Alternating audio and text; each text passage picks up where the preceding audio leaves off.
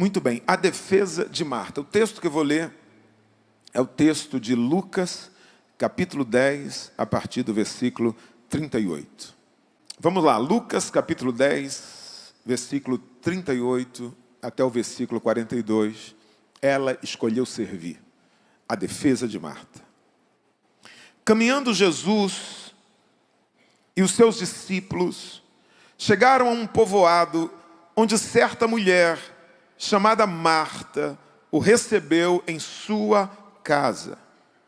Maria, sua irmã, ficou sentada aos pés do Senhor, ouvindo-lhe a palavra. Marta, porém, estava ocupada com muito serviço e, aproximando-se dele, perguntou: Senhor, não te importas que minha irmã tenha me deixado sozinha com o serviço? Diz-lhe que me ajude. Respondeu o Senhor: Marta, Marta, você está preocupada e inquieta com muitas coisas. Todavia, apenas uma é necessária. Maria escolheu a boa parte, e esta não lhe será tirada. Senhor Deus, tudo aqui é sobre o teu nome. Não é sobre o meu nome, é sobre o teu nome. O chamado é teu, a igreja é tua, a glória é tua, a autoridade é tua, tudo te pertence. Tu reinas sobre esta igreja, sobre a minha vida. Não tem a ver comigo, não tem a ver com a minha imagem, não tem a ver com o nome de ninguém. Tem a ver com o Senhor. A minha oração, Deus, é que eu diminua, como disse João Batista, para que o Senhor apareça. Que tudo, que toda honra e toda glória e todo louvor possamos tributar a Ti, Senhor. O fato de eu estar nesse altar é a prova viva da Tua graça, da Tua misericórdia, do Teu favor, do quanto o Senhor é bom para com a minha vida, para com a vida de tantas pessoas aqui que percebem isso nessa noite. Nós estamos expostos à Tua palavra, nós estamos diante do Teu altar, nós cremos no que diz a Tua palavra, que onde estiverem 2 ou 3 reunidos no Teu nome, ali o Senhor estaria presente. Somos mais do que 2 ou 3, e estamos reunidos no Teu nome, e eu creio que o Senhor vela por cumprir a Sua palavra.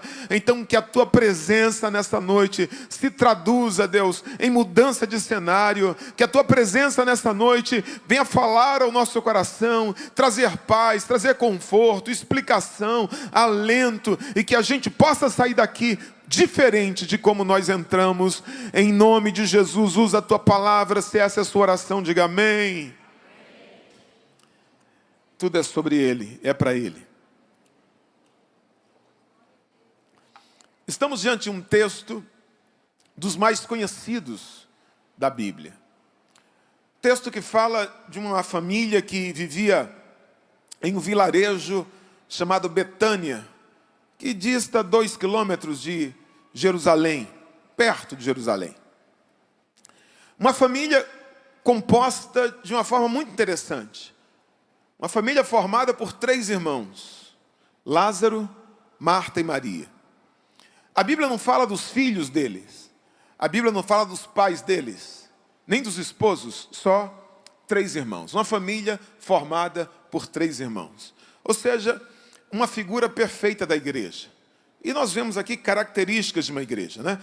Por quê, pastor? Porque a igreja é isso. A igreja é uma família formada por irmãos, e de vez em quando esses irmãos se estranham um com o outro, mas não deixa de ser família, é igreja. Mas também uma família em que Jesus é sempre bem-vindo e está sempre presente. Amém? Amém, irmão? Isso é a igreja.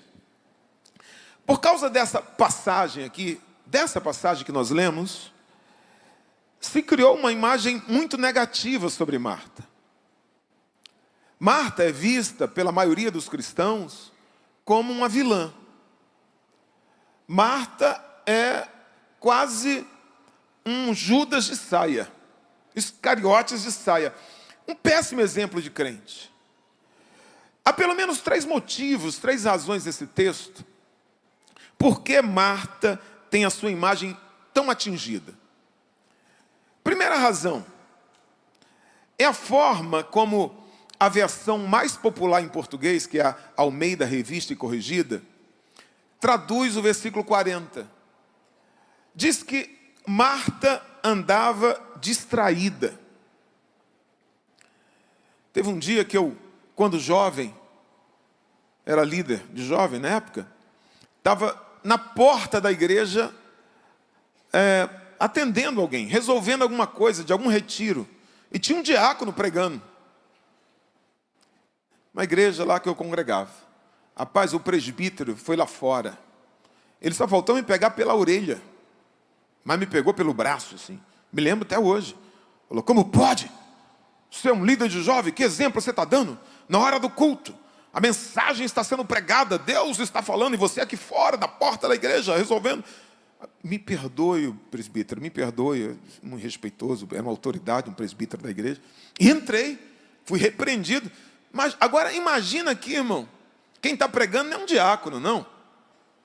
Quem está pregando é Jesus. Jesus está na sala pregando, ensinando. Maria está lá sentada, contemplativa, concentrada, igual o extrato de tomate, olhando para Jesus. E Marta, pastor, não é que Marta estava distraída. Essa expressão, essa colocação, isso acaba com a carreira de qualquer obreiro, não é, irmão? Isso aqui é difícil. Porque a impressão que dá é que Marta trocou o ensino de Jesus pela conversa com a vizinha. A impressão que dá é que Marta estava na janela, tricotando sobre a vida dos outros. Que ela estava distraída, vendo TV no quarto, quem sabe vendo videozinhos na internet, aqueles vídeos que nunca acabam, que você nunca quer parar. Talvez ela estava ali, enquanto a irmã dela estava compenetrada, concentrada, Marta estava assistindo Netflix, zapeando os canais da TV, distraída. Então qualquer um diria para Marta, Marta, você não é crente não, Jesus está ali. Ia falar muito pior do que o presbítero falou comigo, com certeza. Então, esse é o primeiro motivo. O segundo motivo da imagem negativa de Marta é porque ela já aparece reclamando. A primeira fala dela na Bíblia é uma reclamação. Então ela não aparece bem, sabe? Ela não chega bem. Ela não chega louvando, ela não chega adorando, quebrando pote, derramando perfume igual a irmã dela, sabe? Ela não chega ofertando, não. Ela aparece já reclamando e brigando com a irmã. Alguém gosta de gente brigona? Ninguém gosta, irmão. Gente brigona, gente reclamona, ninguém gosta, gera antipatia. E tem uma frase que diz assim, a primeira impressão é a que fica. Então você lê aí reclamona. Além de distraída, não é crente direito, carnal, ainda é reclamona. Para fechar, vem a terceira pancada na imagem de Marta, o versículo 41. E na Almeida Revista Atualizada, porque a versão mais famosa entre os pentecostais é Revista e Corrigida, a versão mais famosa entre os tradicionais é essa atualizada. E na versão Almeida Atualizada, ela é chamada no versículo 41 assim, ansiosa e perturbada. Irmão, tem coisa pior, tem um rótulo pior para uma mulher do que ser chamada de perturbada. É pior do que ser distraída. É muito pior do que ser reclamona. Ela é chamada de perturbada. Agora, a pergunta que eu faço é, será que essa imagem dessa foto de Marta, que Lucas tira e que a gente olha em primeiro plano, revela tudo o que esta mulher é? Será que essa imagem define Marta? Não, não define. Essas observações que eu fiz, elas não refletem o caráter, a espiritualidade e as riquezas interiores dessa mulher. É como uma pessoa bonita, que de repente numa foto ela ficou feia. Isso acontece? Acontece. É como alguém que é bonito, mas de repente no recorte do vídeo ele estava limpando o nariz, não ficou bem ali, não estava legal, mas ela é uma pessoa bonita. Então eu convido você a caminhar comigo além dessa primeira impressão, a gente deixar o pré-conceito, porque pré-conceito é isso, é você conceituar alguém sem conhecer profundamente, E a gente mergulhar um pouco mais nesse texto, eu tenho certeza que sua visão sobre Marta vai mudar significativamente. Eu tenho certeza disso. Porém, antes de entrarmos nos argumentos de defesa, é importante contar sobre como surgiu essa mensagem. Ela surge num tempo um tanto quanto conturbado da minha vida. Eu era pastor de uma igreja no Rio de Janeiro, a igreja da Avenida Meriti. E nós havíamos acabado de terminar o templo que eu assumi. Fizemos uma obra e deixamos o templo bonito, um templo pequeno, mas arrumadinho, bonitinho, as cadeiras, coloquei cadeira, arandelas nas paredes, era uma igreja linda, bonitinha, avivada, né? Um povo animado, feliz. Quando a gente terminou a obra, na frente da igreja, do outro lado da rua, um galpão, 3 vezes maior. Um obreiro chega para mim e fala assim: pastor, olha aquele galpão ali. Falei: caramba, na esquina, né? Na frente ali, que legal, né? Está alugando.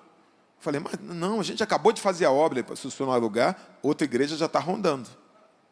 Vai abrir ali em frente e vai ficar 3 vezes maior do que a nossa. Olha aquela esquina. Eu falei: meu Deus. Aí liguei para o corretor, liguei para o meu pastor. Incrível, ele morava no Recreio, muito longe da Avenida Meriti, mas estava passando ali por perto. Falei: Jarmuth, estou indo aí agora. Falei: agora, pastor? Pastor José Santos na época. Agora. Aí ele chega lá, entra no galpão, pode alugar. E sai. Gostou? Falei: legal. Batei a mão do cara, pum, fio de bigode, está alugado. Alugamos. Irmão, quando a gente entrou para a igreja, imagina, a gente estava num lugar que era isso aqui, ó, um pouquinho maior do que esse meio aqui. De repente a gente foi para um lugar que era essas 3 aqui, ampla, um lugar bem mais amplo. Era o Salmo 126, a gente estava como os que sonham. Imagina, tudo que a gente queria, aquele espaço, aqueles corredores, aquele púlpito que eu podia correr, pegar um som da águia e voar, porque o outro era pequenininho, né? E eu feliz, eu falei: Jesus, me belisca, estamos como os que sonham, né? Me belisca para ver se é verdade. Mas, irmão, não demorou muito para o sonho virar pesadelo.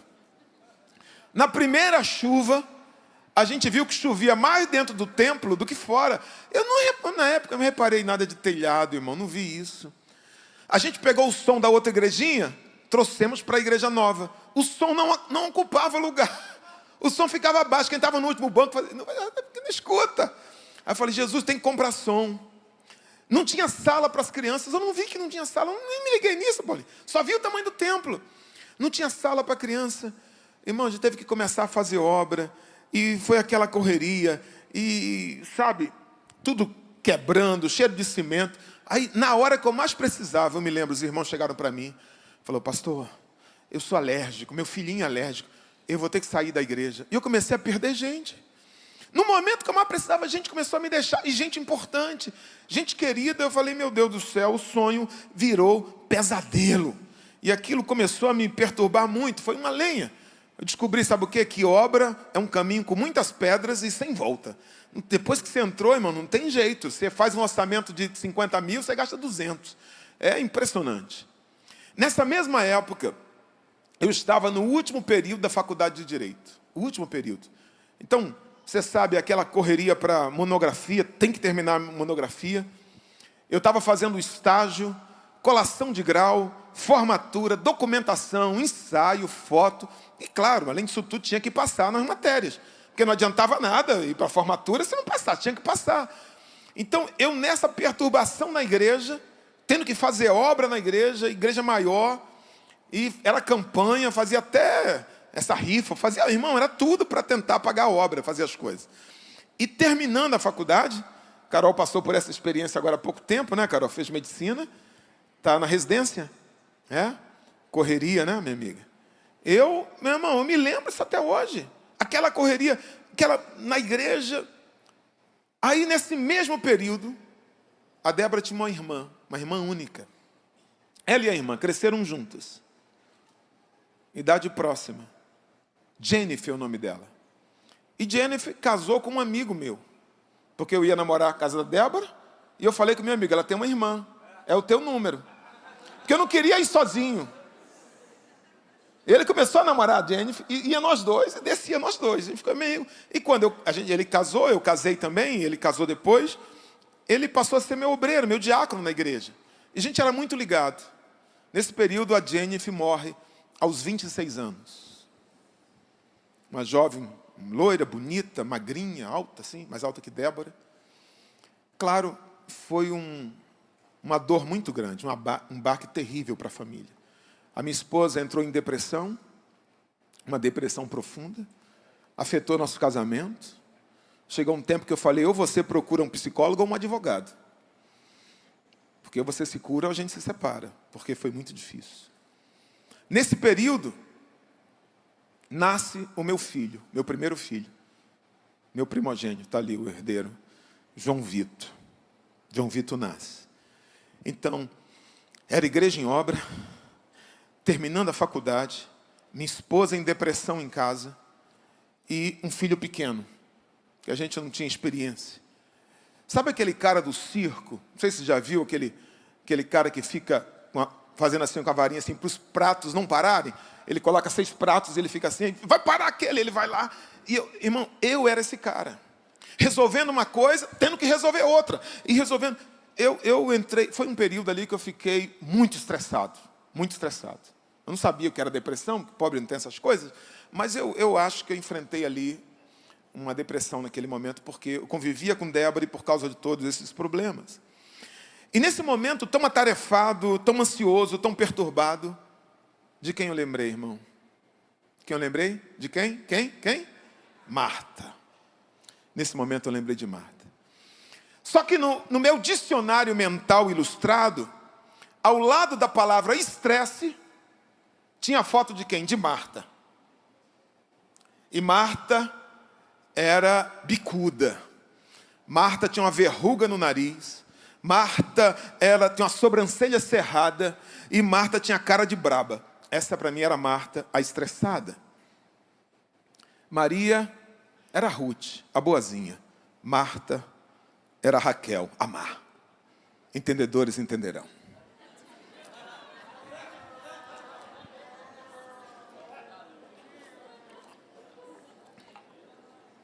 O fato é que quando eu me senti como Marta, aquilo não foi legal, irmão. Não foi legal. Eu me senti muito mal. Porque quem era Marta? Marta é carnal. Marta não é crente direito. Jesus condena a crente como Marta. Jesus reprova. E aquelas acusações de 2000 anos de pregações e ensino sobre Marta começou a pesar sobre mim. Ser como Marta não era ser a pessoa ideal, não era ser o crente ideal. Ser como Marta era ser alguém reprovado. Era ser carnal, era ser brigão, era ser distraído, era ser perturbado. E claro, eu não me conformei com aquele sentimento de culpa. Eu não aceitei, eu comecei a orar sobre aquilo. Eu falei, Senhor, eu não estou estressado por causa de vaidade. Eu não estou estressado porque eu estou buscando coisas fora da tua vontade.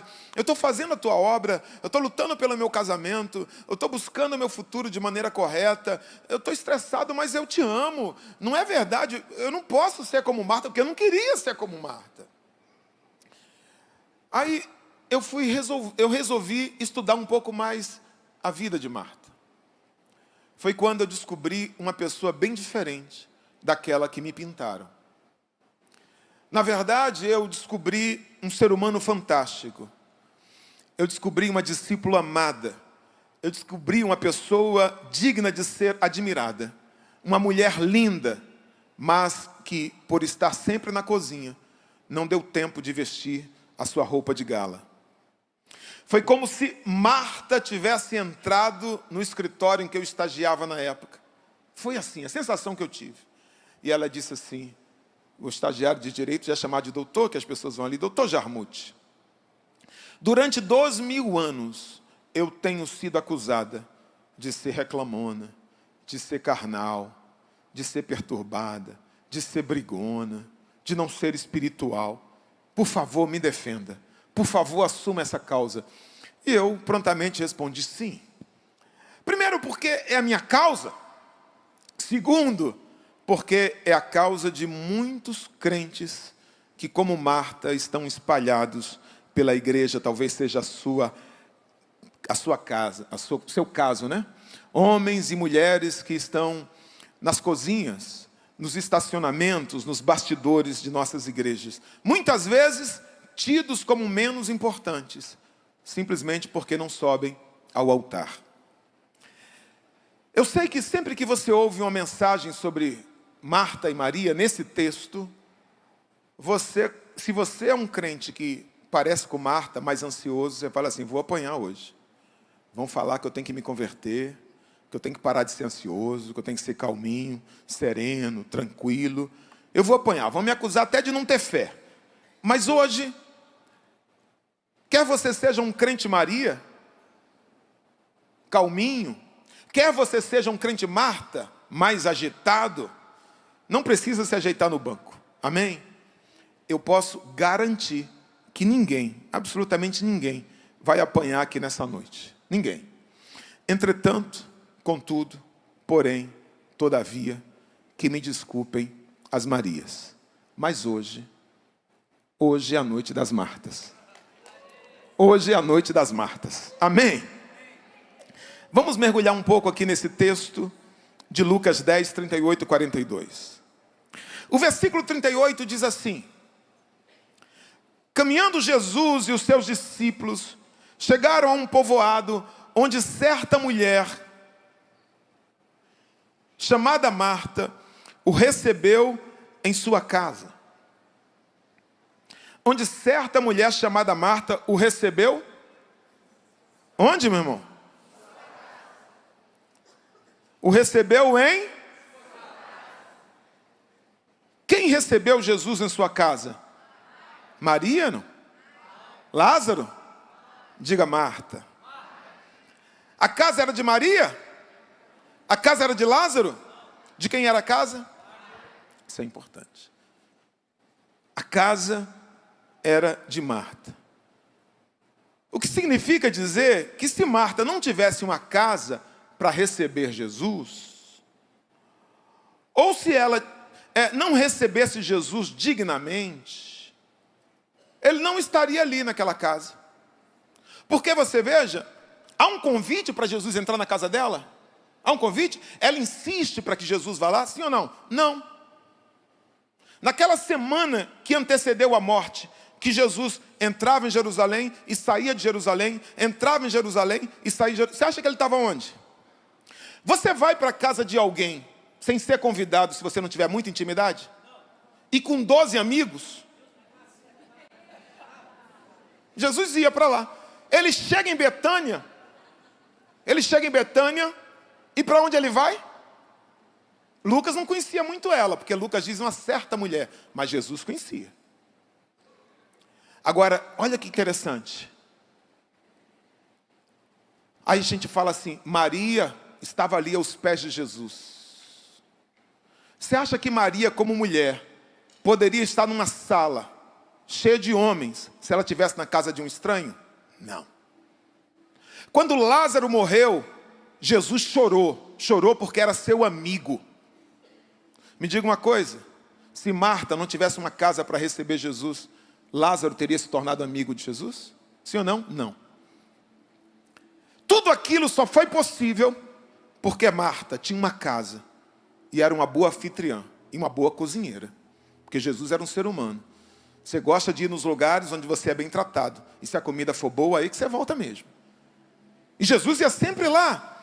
Então, pastor, qual a importância de Marta? A importância de Marta é fundamental. Jesus não foi para a casa de Lázaro, irmão, porque não tinha freezer, irmão. Não tinha freezer. Não tinha geladeira.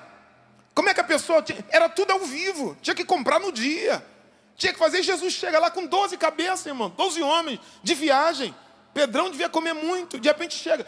Se ele chega na casa de Lázaro, a esposa de Lázaro devia fazer cara feia. Maria, distraída, devia queimar o arroz. Marta não. Marta o recebia em sua casa. Marta recebia Jesus em sua casa. Jesus ia para lá porque era bem tratado. Então, escute. Como dona da casa, foi Marta quem recebeu Jesus. Não foi Maria. Qual a importância de Marta, pastor? Diga, fundamental. A importância de Marta, ela é básica. fundamental. Se ela não tivesse essa casa, essa história não existiria. Maria não teria nunca quebrado nenhum perfume, porque ela não teria essa liberdade naquela casa. E Lázaro não teria ressuscitado, porque ele não seria amigo de Jesus. Então tudo isso aconteceu porque Marta tinha uma casa. E a gente não repara. Por que a gente não repara? Porque nós temos um problema. Quase todos nós temos um problema.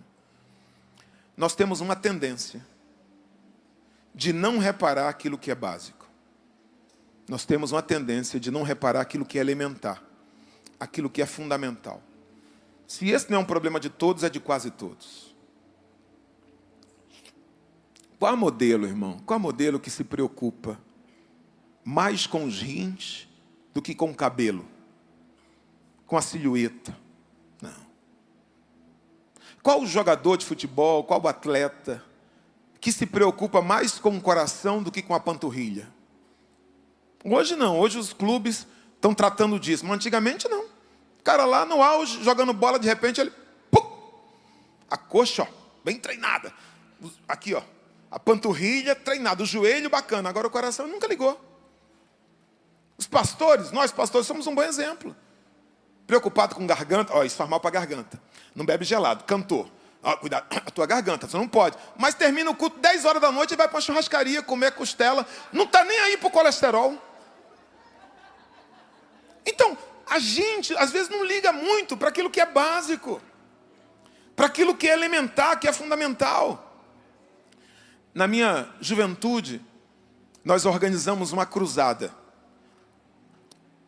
Esquece as cruzadas do pastor Silas, não tem nada a ver com isso. Era assim, se a gente fazia um culto na rua, quando a gente fazia um culto na rua, e esse culto era no chão, a gente chamava de ar livre. Se a gente montasse um palanque, era cruzada. Era assim, não importa. Tinha palanque, caminhão, era cruzada. Qualquer coisa mais, era cruzada. E éramos todos muito pobres, a gente não tinha recursos. A gente montava com o som da igreja, alugava com o irmão que cedia. Eu me lembro aquelas caixas, às vezes fabricadas pela própria pessoa. Era uma caixa assim, eram umas coisas assim meio medonhas. Mas todos tinham muita boa vontade e muita disposição. Eu me lembro que nós organizamos essa cruzada, seriam 2 dias de cruzada. Eu tinha um recurso lá no banco, eu peguei aquele recurso, raspei para fazer camisetas, para fazer faixas. Eu, pessoalmente, subi em postes para colocar faixas. Fomos nas igrejas divulgar a cruzada. Entramos em contato com um cantor, um grupo, na época, de louvor, me lembro o nome, não quero falar, mas um pregador também. Era um pregador para um dia, um pregador para outro dia. Foi sexta e sábado, eu me lembro. Aquela cruzada, e pedimos às irmãs para orar, fazer campanha de jejum, de oração. No dia da cruzada tinha gente atrás do palco orando, clamando, aquelas irmãs do coque assim, com antena aqui, ó, orando, falando com Deus, clamando. E a gente ali, montamos o palanque, alugamos o palanque, montamos o palanque, estamos aquela madeira, cobrimos, iluminamos a rua, colocamos lâmpadas assim, atravessamos. Fizemos uma coisa assim, irmão, um lugar para o estacionamento, para os carros pararem, os irmãos tomando conta. Fizemos um evento. Na hora do culto, alguém foi buscar o pregador, chegava o cantor para cantar, chegava o pregador para pregar, e o pregador naquela época, todo mundo usava pasta. Eu não sei o que tinha na pasta, meu sonho era ter uma pasta. Eu queria ter uma pasta, porque eles entravam com pasta. Todo mundo tinha pasta, terno e gravata e pasta. E o pregador pregava, aquela mensagem pentecostal.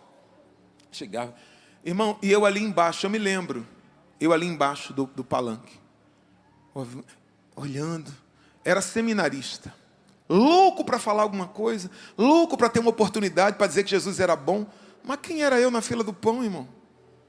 Ninguém ia me dar oportunidade, nada. Agora, na hora de terminar o evento, foi aquilo que me chamou a atenção. Na hora dos agradecimentos, o pastor dizia assim: eu quero agradecer a presença do ilustre pastor, tinha um pastor de uma outra igreja lá, está aqui conosco, nos prestigiando. E claro, quero agradecer o cantor que veio aqui cantar, levando oferta. Quero agradecer ao pregador, também tinha que dar oferta. Era a gente mesmo que fazia, nós fazíamos a vaquinha para pagar aquilo. E eu quero agradecer a ele, cantor fulano, pregador beltrano.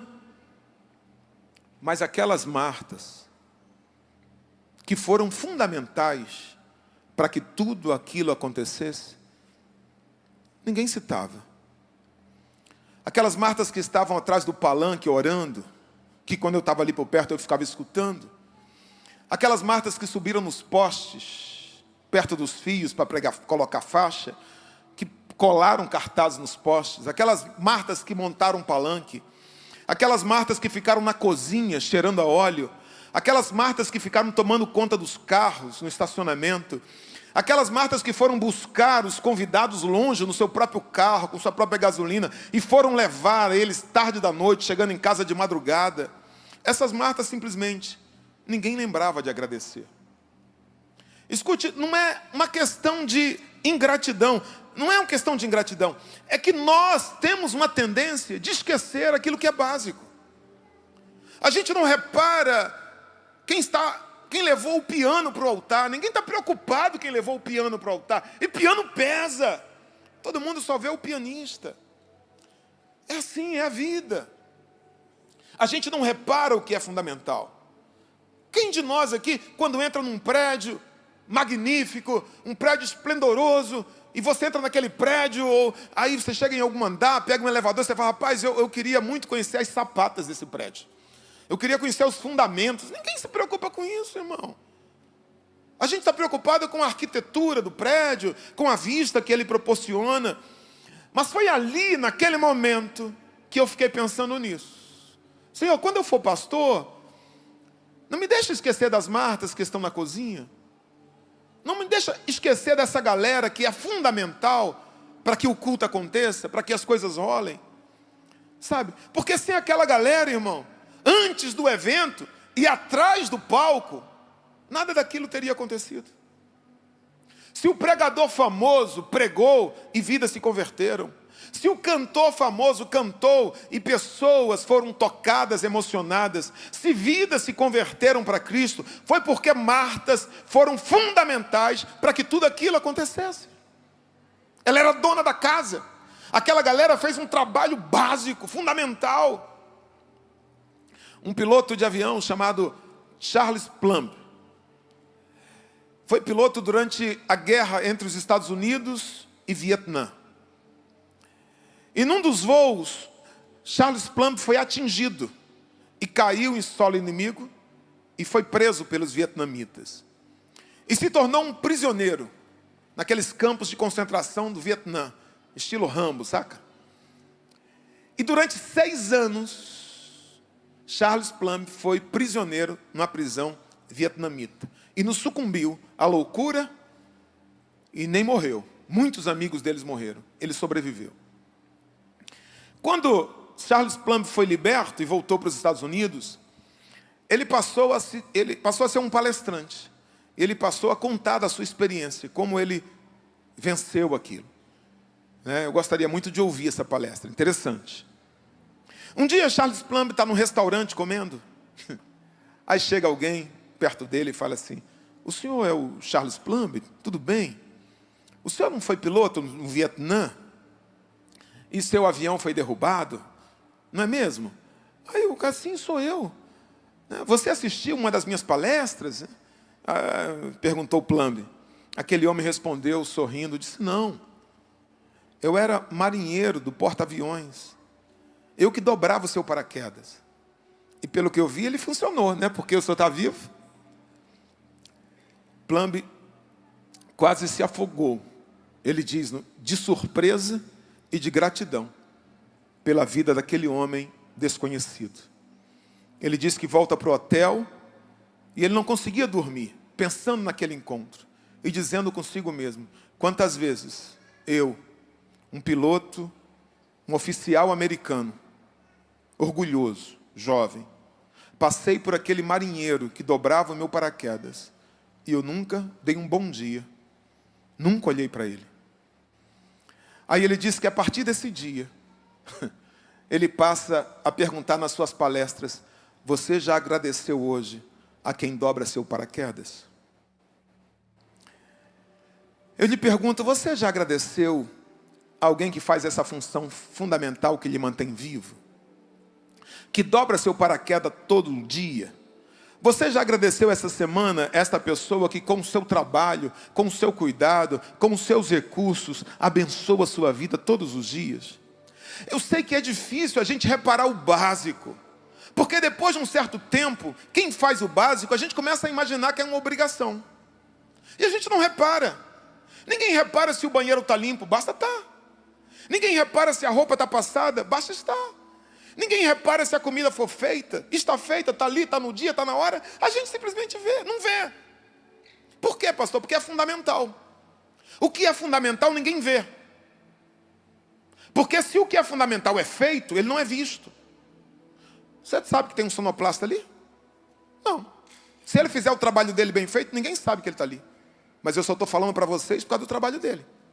Uma mídia que está ali dentro da sala, ninguém sabe. Quando você faz o que é básico, ninguém liga. Você entra na igreja e fala, poxa, limparam esse banco, hein? Ainda bem que esse banco está limpinho. Não, você não pensa. Você só vê se estiver sujo.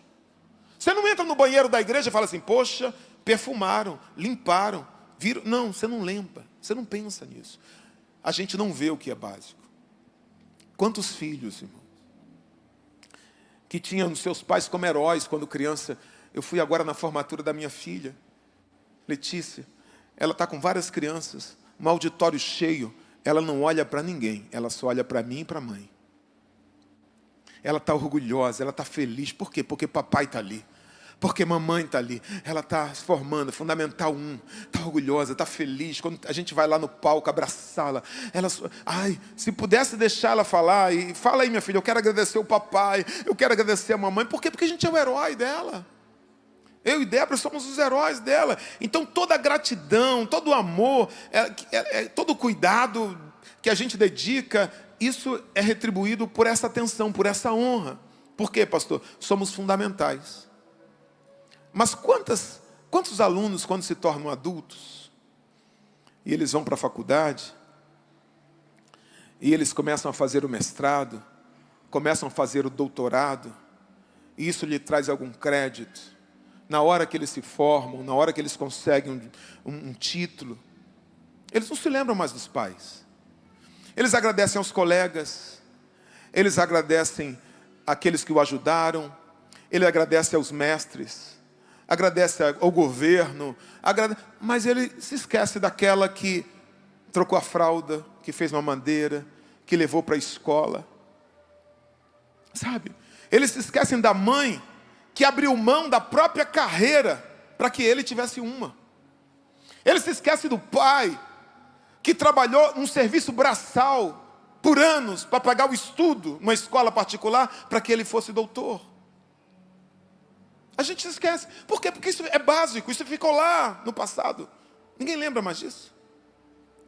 Quantos maridos que, quando começam o casamento, eles abrem uma lojinha, abrem um negócio, e a esposa está lá com ele, batalhando.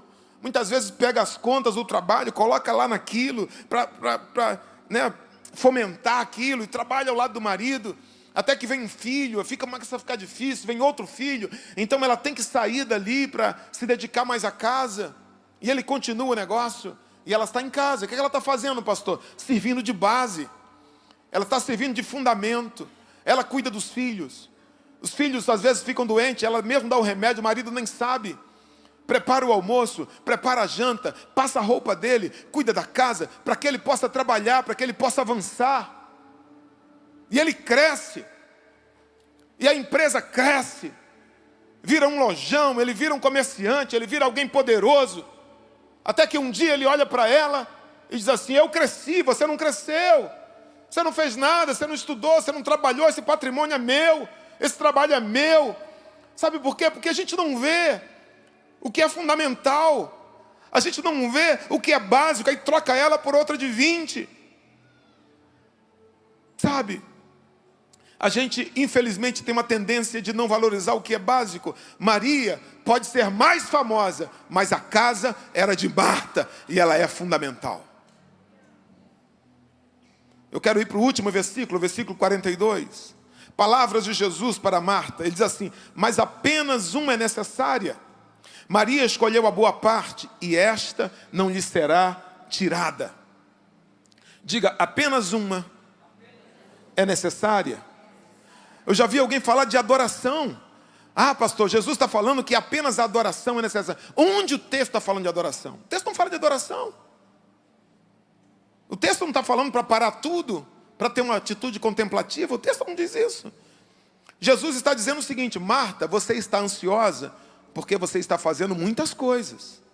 Não precisava fazer galinha, porco, e carne de boi, e escondidinho. Não precisava. Bastava fazer uma coisa. É isso que ele está falando. Jesus, mas veja, que ele não manda Marta parar. Você diz assim: Marta, para aí, para tudo. Vem aqui, senta aqui, traz 2 pãezinhos, um peixinho, depois eu multiplico, você mole para mim. Eu multiplico aqui, está tranquilo. Não. Irmão, quem é louco de mandar uma cozinheira parar depois do cheiro da galinha com quiabo está vindo da cozinha? Da costela com batata. Jesus não ia mandar parar. Não parou não. Mandou parar não. Mandou não. Sabe qual é o problema do trabalho de Marta? Não era meio-dia ainda. Porque quando fosse meio-dia, irmão, ninguém estava nem aí para Jesus. Só ia olhar para ela. Só olhar para ela.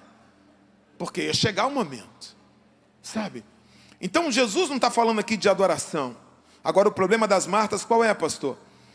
É porque a Bíblia diz: Maria, quando quebrou o vaso de alabastro, Jesus diz assim: ela fez o que pôde. Agora Marta não. Marta, elas costumam querer fazer mais do que podem.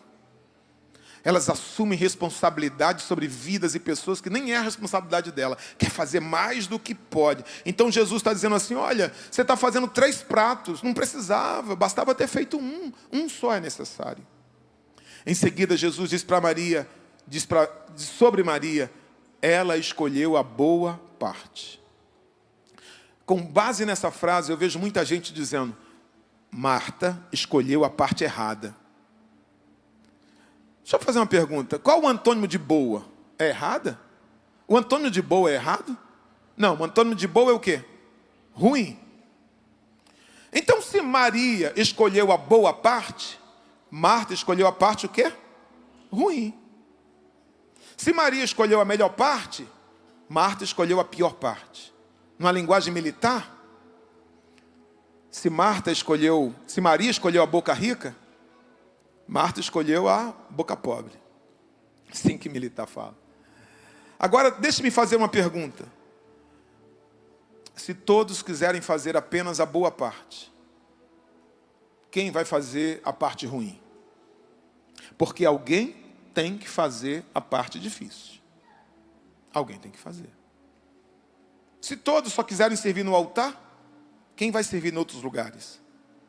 Se todos só quiserem fazer missões em Paris, pastor, o meu chamado, eu tenho um chamado missionário. Para onde? Paris. Meu chamado missionário é para onde? Londres. Meu chamado missionário é para onde? Para o Batel, aqui em Curitiba. Quem vai para os becos e valados? Quem vai para a África? Quem vai para a Índia? Quem vai para a janela 10/40? Alguém tem que ir para o lugar difícil. Alguém tem que fazer a parte difícil do negócio. Se todos quiserem um trabalho que aparece, quem vai fazer o trabalho que não aparece?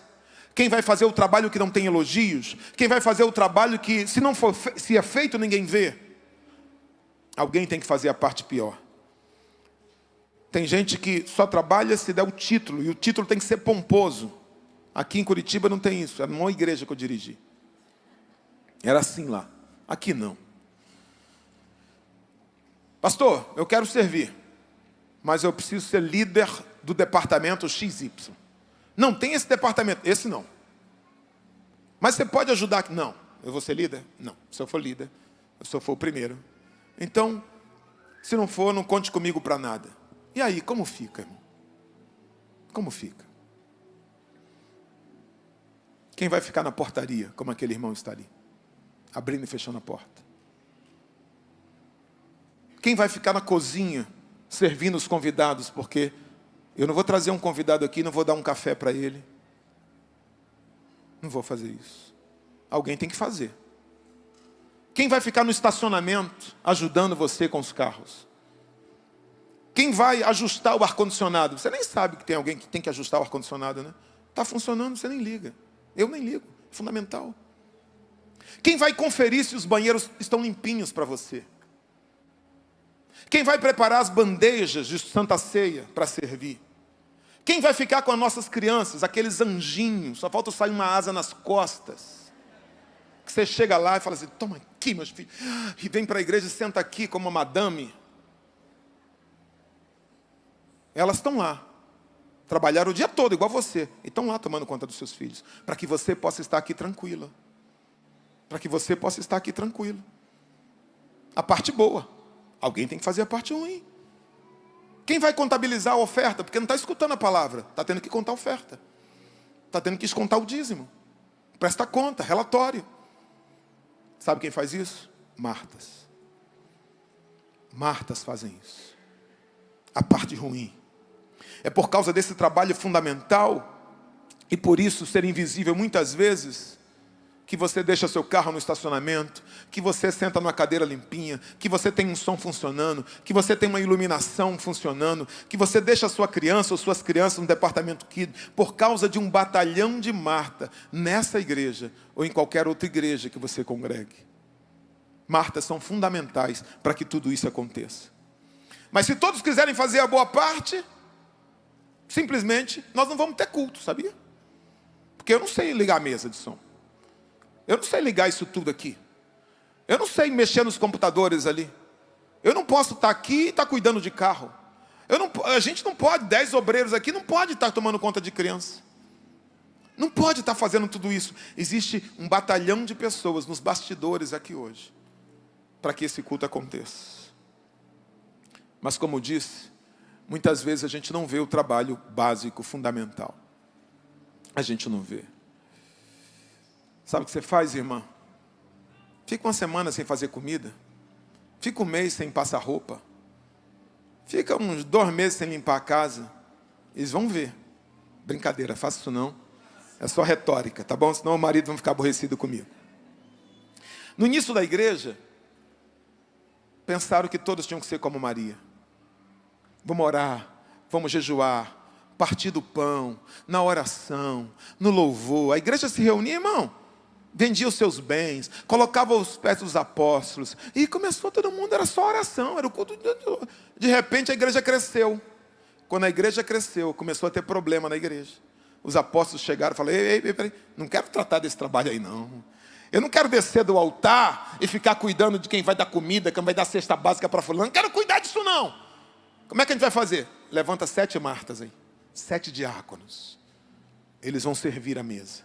Eles vão fazer, aí eles dizem, vão fazer esse importante trabalho. Eles não queriam fazer, mas eles reconhecem que é um importante trabalho. Escute, isso não mudou.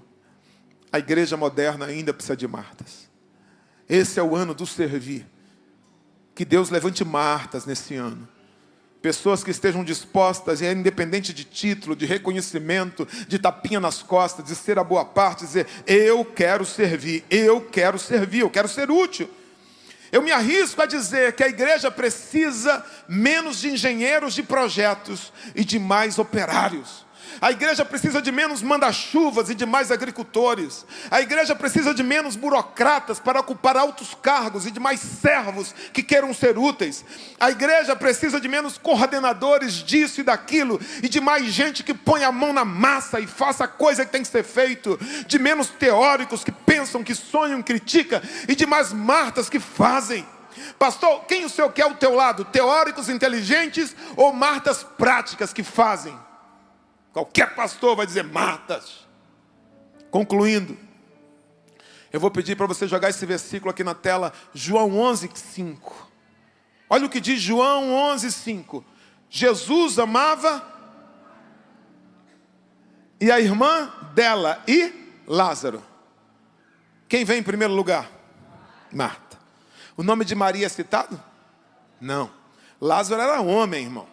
Tinha que vir em primeiro. Ela aparece em último. Quem vem primeiro? Quem é a única que é citada? Marta. Esse é o versículo das Martas. Jesus amava Marta. Escute. Não importa o seu título. Não importa se ninguém vê. Não importa se tem holofote. Não importa se tem aplauso. Não importa se você é reconhecido como uma pessoa digna de deferência e de aplausos. se aquilo que você faz, mesmo que seja básico, mesmo que seja fundamental, mesmo que não tenha um título pomposo, Jesus te ama e Jesus fez você para fazer exatamente o que você está fazendo. Seja feliz, agradeça ao Senhor por isso. Este é o versículo: você é amado, você é amada, mesmo que nunca seja citado no altar. Tem pessoas que nunca assumirão esse altar, você nunca verá ele com o microfone ou ela com o microfone na mão, mas fazem trabalhos fundamentais. Muitas vezes você não será notado pelo seu serviço, por aquilo que exerce, mas saiba que Jesus não quer uma igreja formada por Marias. Jesus quer uma igreja formada por Marias, que sirvam no altar, que sejam sensíveis, que sejam contemplativas, que saibam compor. Mas a igreja também precisa de Martas, que sejam práticas, que na hora do luto se levante, tome a frente, vá até o encontro de onde Jesus está, que seja forte, que seja prática, sabe? Continue sendo quem você é, fazendo o que você faz, mesmo que ninguém te aplauda. Sabe por quê? Porque Jesus ama a tua vida. Tem muita gente infeliz porque não descobriu o sentido da vida. Qual o sentido da vida, pastor? Servir ao seu semelhante. Marta era uma mulher feliz, ela não era reclamona, porque quem serve é feliz, irmão. Quem serve os outros, quem tem um propósito na vida de servir pessoas, é uma pessoa feliz. Isso é ciência. Jesus disse: mais bem-aventurada coisa é dar do que receber. Você acha que nesse texto, quem se parecia mais com Jesus? Marta ou Maria? Jesus disse: eu não vim para ser servido, eu vim para servir. Ele, sendo Deus, semelhante a Deus, tendo forma de Deus, ele se fez homem para servir. Para servir. Quando você serve sem interesse, quando você faz qualquer coisa para a igreja, mesmo que não tenha título ou aplauso, quando você divide um pouco que você tem com outra pessoa que precisa mais do que você, quando você abençoa uma vida, quando você dá um presente para uma criança pobre, escute, você vai receber em troca um tipo de alegria que nenhum dinheiro pode trazer. Um tipo de alegria que o avarento nunca vai descobrir. A criança vai ficar feliz com o brinquedo que você vai dar, mas você vai dormir muito melhor do que ela. O que Jesus veio fazer, pastor? Servir. Ele se parece com Marta. Eu quero encerrar dando parabéns a você, que é um crente ocupado, envolvido até a tampa com o reino dos céus. Você é uma Marta, a igreja precisa de você. Parabéns a você que não dorme direito, como eu, né? Quando está se aproximando do evento e você tem que organizar, então, mesmo que você esteja simplesmente ajudando, mas você se envolve, você arregaça as mangas, você dá o seu melhor. Você é Marta, a igreja precisa de você. Parabéns a você que fica ansioso com as coisas de Deus, mesmo que alguém te diga assim: descansa, ora, né? Aí você até confia em Deus, você ora, descansa, mas você rascunha, você faz organograma, você liga para A, você liga para B. Por quê? Porque você não está servindo homens, você está servindo Deus. Marta não estava recebendo o governador da Judéia, Marta não estava recebendo César de Roma, Marta estava recebendo o Senhor dos Senhores na sua casa. Claro que ela ficaria ansiosa, porque ela sabe quem ela está servindo. Então você quer oferecer o melhor para Deus, não porque quer aparecer, mas porque você quer honrar Ele com o teu trabalho. Então você é Marta, a igreja precisa de você. Parabéns a você que, apesar de saber que Deus está no controle, trabalha como se tudo dependesse de você. Isso é Marta. Deus, a igreja, o reino precisam de você. Parabéns a você que, enquanto alguns oram tranquilamente, você escreve e reescreve, escreve e reescreve, e planeja e replaneja. Escute, esse é o seu retrato. Você é uma Marta, a igreja precisa de você. Parabéns, Marta. A igreja ADVEC Curitiba precisa de você, e Jesus te ama. Fique de pé, por favor. Sobe aqui, Emerson. Uma orquestra estava tocando, ensaiando para uma grande apresentação. Uma orquestra completa, com todos os instrumentos. Violinos, trompetes, trombones, instrumentos de percussão. O mais aristocrático dos instrumentos, o piano, piano de cauda gigantesco. E no meio daquela orquestra, tinha um músico que tocava um instrumento. Piccolo, que é uma flauta pequenininha. Piccolista. E ele estava, sabe perto de quem? Do trombone. Sabe quem estava na frente dele? A tuba. Aquele instrumento desse tamanho assim, de sopro. E ele com aquele instrumento. Ele olhou lá embaixo, perto do maestro, o piano. Gigantesco. Ele olhou para o seu instrumento e disse assim, poxa, vou parar. Para que parar? Quando ele parou, sabe o cara que estava tocando trompete ao lado dele? Não deu a mínima, continuou tocando. Sabe as pessoas que estavam tocando violino? Ninguém liga, ninguém nem sabia o nome do picolista.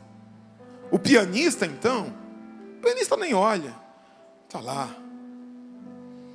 Mas no meio do ensaio, de repente o maestro para a música e pergunta aborrecido, onde está o picolista que eu não estou escutando? Escute. Talvez se você parar, talvez eu nem veja. Talvez os irmãos que estão aqui não saibam o que você faz para o reino. Mas a falta de um instrumento aos ouvidos do maestro, chamado Jesus, trai a harmonia de toda a orquestra. Aquilo que você faz pode ser simples, mas é importante para Jesus. Não importa. Uma senhora dos Estados Unidos, essa história é muito conhecida, idosa. Ela não podia mais fazer visitas, ela não podia mais fazer a obra de Deus, ela tinha problemas de locomoção. Ela começou a escrever carta para os presídios. E muitos presidiários se converteram através das cartas dela. Peça ao Senhor, Senhor, eu quero ser útil. Deus não pode ter trazido você aqui para nada. Quem sabe você está afastado.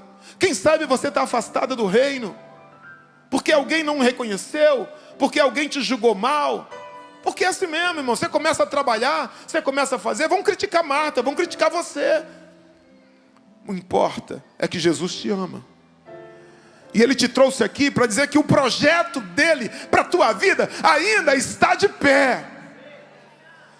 Nós vamos terminar essa conferência.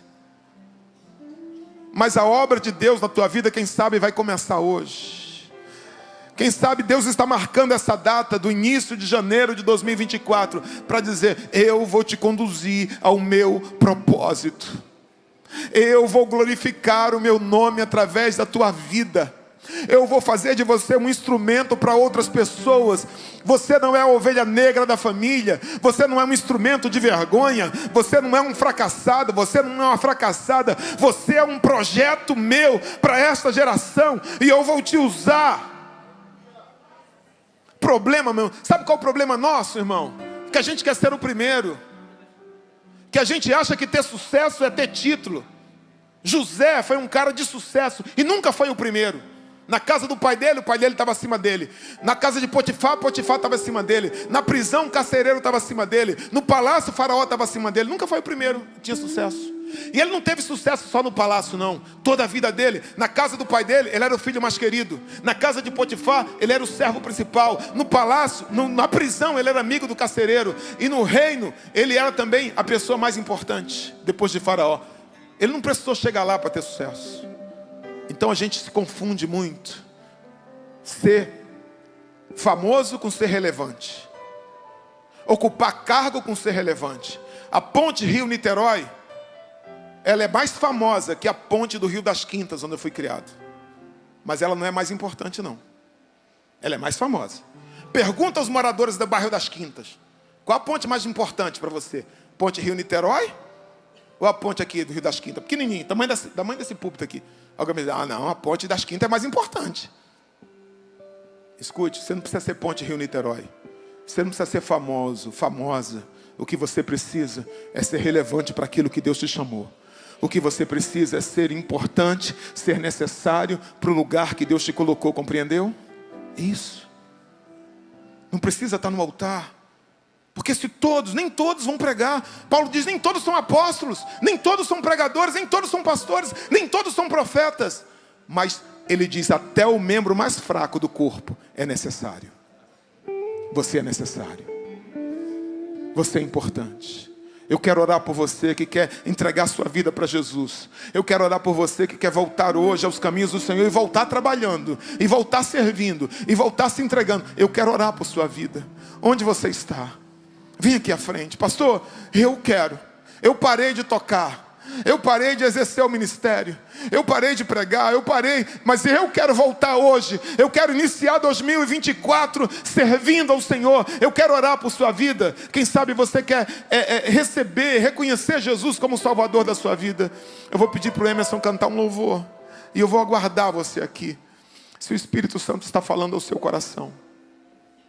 Se você está sentindo Deus ministrar o seu coração, saia do seu lugar.